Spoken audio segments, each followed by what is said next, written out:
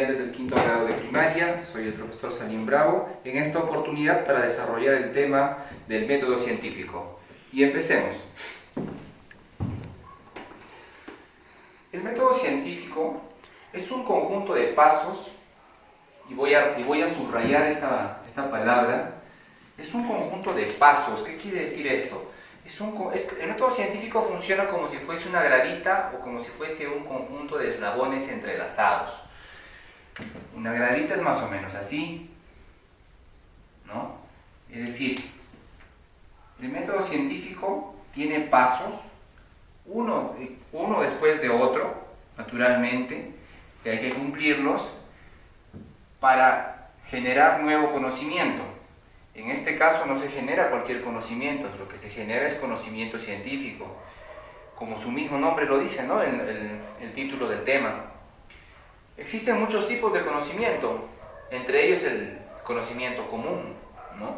Hay conocimiento científico, hay conocimiento técnico y otros tipos más.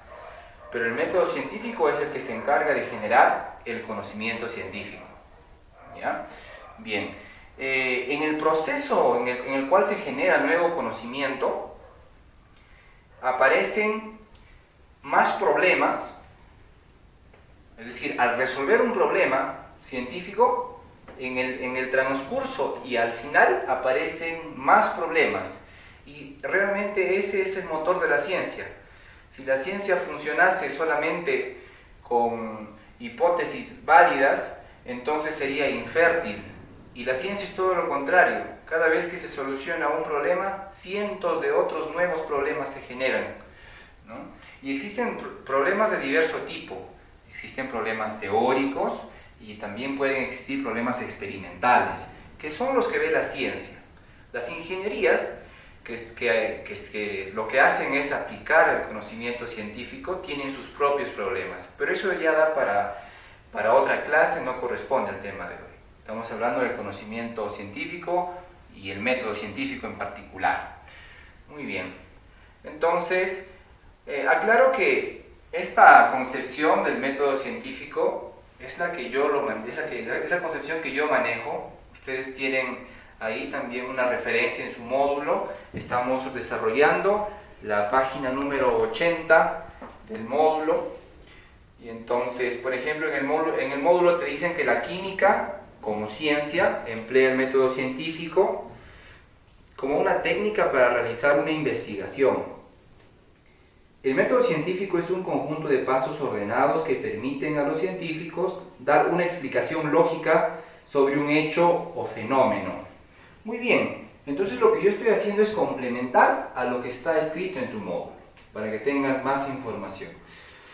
Ahora bien, en este curso, y en particular en este tema, yo no persigo que tú puedas memorizarte tal cual que es el método científico. Lo que quiero es que lo entiendas. ¿Y cómo vas a demostrar que entiendes el método científico? Lo vas a demostrar identificando cada uno de sus pasos cuando hagamos el experimento. Entonces, si estamos hablando de los pasos del método científico, déjame mencionártelos, por favor. Bien. El primer paso del método científico es la observación, y la observación consiste en examinar con atención un fenómeno, un evento o un proceso, utilizando nuestros sentidos, y en caso no alcanzasen nuestros sentidos, podemos utilizar otros medios. Por ejemplo, para que puedas entenderme, ni yo ni ninguno de nosotros podemos ver, por ejemplo, el virus del coronavirus, el que causa el coronavirus, ¿no? Pero sí se puede ver con ayuda de un microscopio.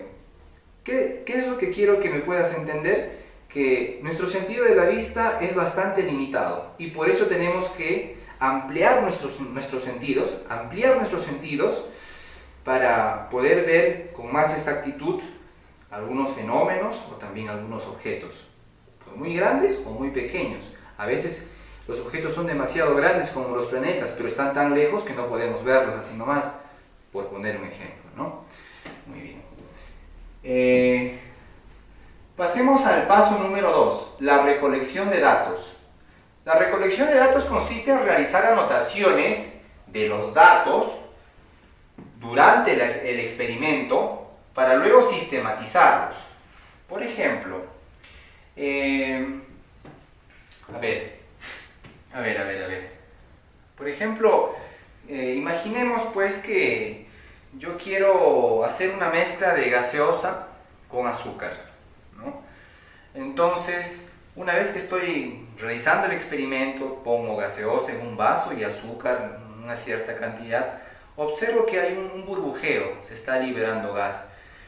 Entonces, el científico, ¿no?, el estudioso de ese fenómeno, tomará nota, verá si el líquido cambia de color, verá si su densidad ha aumentado, de repente el líquido se ha calentado o quizás se ha enfriado, ¿no? Entonces son datos importantes para poder entender mejor el fenómeno que estamos observando, ¿correcto? ¿Ya? Muy bien. Recuerden que la recolección de datos consiste principalmente en tomar anotaciones de esos datos, ¿no? Ahora bien, para extenderme un poquito más, es fácil tomar anotaciones o registrar los datos cuando los experimentos son pequeños, como los que yo te puedo hacer de repente en este curso, ¿no? Pero hay experimentos que, bueno, en donde se requiere almacenar o recolectar millones de datos y que no es posible hacer así pudiésemos poner a trabajar al mismo tiempo a todos los seres humanos. Para ese tipo de casos, la recolección de datos se hace de manera computarizada, ¿no?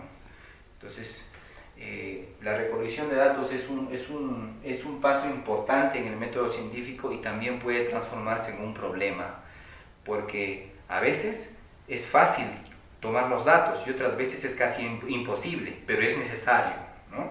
Entonces son desafíos que se presentan durante la investigación. Bien, pasaremos al tercer paso que estamos estudiando, que es la formulación de las hipótesis. A ver, una hipótesis, en términos generales, debe saber que es la respuesta a un problema, ¿ya? Y por tanto, hay muchas posibilidades de presentar una hipótesis, porque para resolver un mismo problema pueden haber múltiples maneras, ¿no? Entonces, ahora analicemos un poquito más cómo es el ámbito de restricción de las hipótesis en la ciencia. Una hipótesis, para que sea considerada científica, tiene algunos requisitos y uno de ellos es su verificabilidad, o sea, las hipótesis científicas deben ser verificables, deben ser empíricamente escrutables, es lo que les quiero decir. Por eso que hay algunas preguntas que no pertenecen al campo de la ciencia, como la pregunta sobre la existencia de Dios, ¿no? La respuesta a esa pregunta, en todo caso, no pertenece al ámbito de la ciencia, porque la respuesta a la pregunta sobre Dios no es posible de escrutar empíricamente o de observar empíricamente, ¿no? Muy bien. Y asimismo, dentro de las hipótesis que se consideran como científicas, existe una amplia gama de posibilidades. Existen hipótesis que